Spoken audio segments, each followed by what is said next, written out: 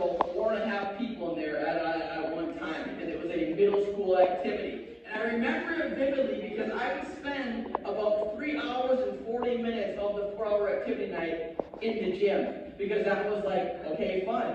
The last 20 minutes was the worst part because we're like, oh, we better go check out what's happening at the dance. And you guys know how these dances work, right? You walk into the gym, and on this side, the males. On this side, the females.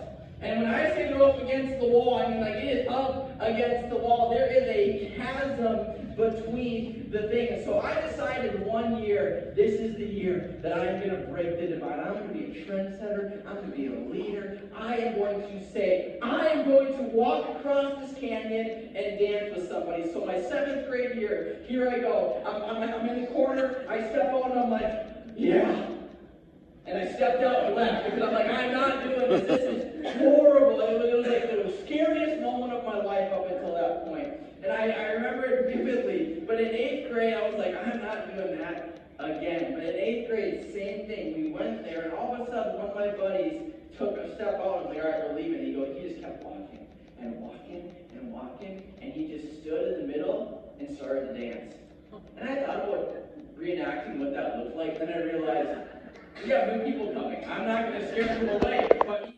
But he started to dance, and with that, all of a sudden, some of the other buddies went to the middle, and then some of the ladies started coming. All of a sudden, we had about 10 minutes of dancing, if you can call middle school kids dancing and not touching each other for 10 minutes. It was awesome.